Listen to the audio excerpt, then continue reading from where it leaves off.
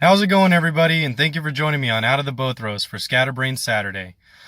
Today I'm gonna do something real quick. Just kind of got a call from my mom about one of the smoke detectors needing to have a battery changed over here at my grandma's house. So I thought while I'm doing it, I know there's quite a few people that don't really know how they work and everything. So I'll just take a video of what's going on while I'm working on it. First things first. Some of your like CO2 and smoke detectors are actually going to be hardwired directly into the house, and some of them just require batteries. So what I actually have here is a couple of 9-volt batteries. It only takes one, and you go ahead and just pop these suckers in there and then screw that thing back on, and you're pretty much set. But I wanted to go ahead and show you guys how you take it down, take the battery out of the back. I'll probably test it, and then I'll go ahead and get back with you guys and explain what exactly I did, because I got a couple of guests in the house right now, so I'm just going to go ahead and just record it, and I'm not really going to do the voiceover. I'll just go ahead and add a little excerpt at the end. All right, guys, see you in a minute. Oh no, I took it down. It is just the battery. All right.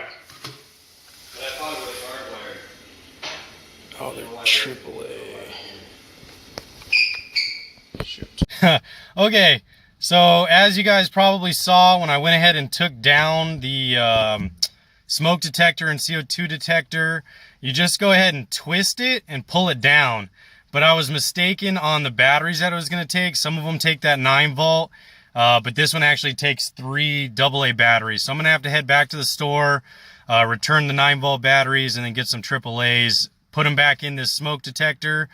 And then we'll install it again and test it real quick. As you can see, when I was trying to push that button, it was just completely dead. There wasn't anything coming from it.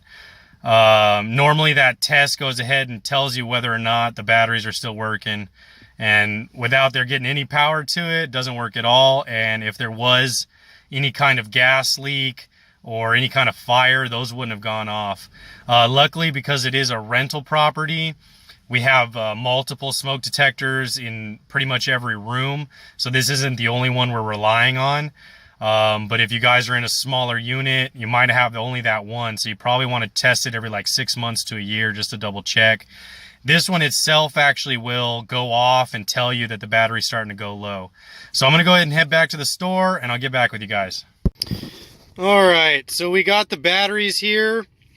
I already went ahead and took out the old ones. Notice this tab right here on the side on the right was actually bent a little bit, so I went ahead and bent that back, and then we'll go ahead and install the batteries, and I'll just test it right here before I go install it back in the house.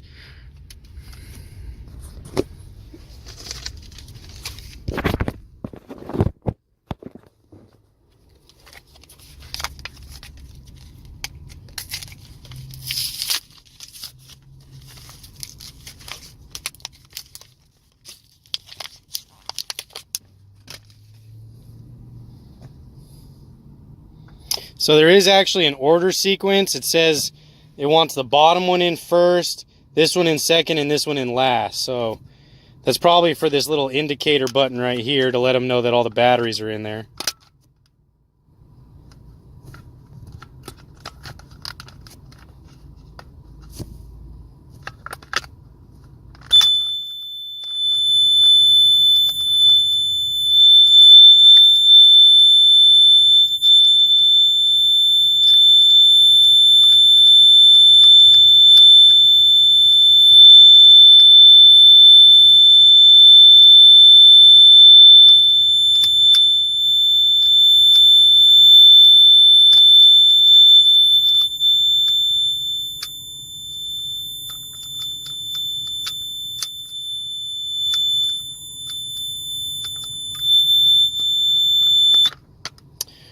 Alright, so we'll have to figure out why it's making that noise in the first place. So I'm going to go ahead and play around with it for a minute, go install it back, and see if it won't stop beeping. Okay, so I might have actually figured this out. I installed one of the batteries backwards, so let's try it again. See if it beeps this time.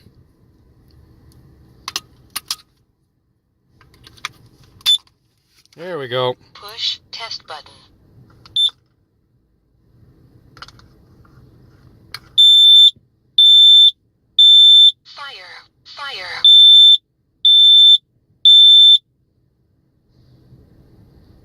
Okay, so it seems like it's working. I'm gonna go back to the house and install it. Warning, carbon monoxide.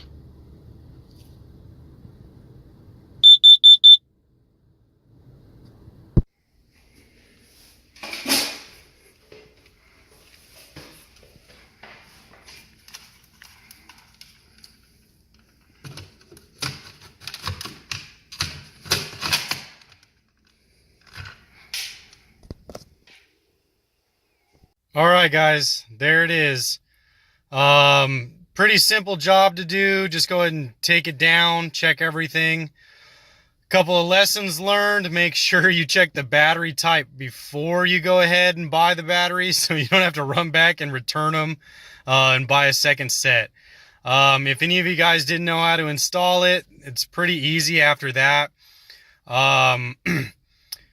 If you're doing a brand new smoke detector, you just go ahead and drill some holes, put some drywall anchors in, and put that sucker right in with the screws that it comes with. I'm pretty sure most smoke detectors pretty much come with everything you need to install them, except for the drill and the drill bit.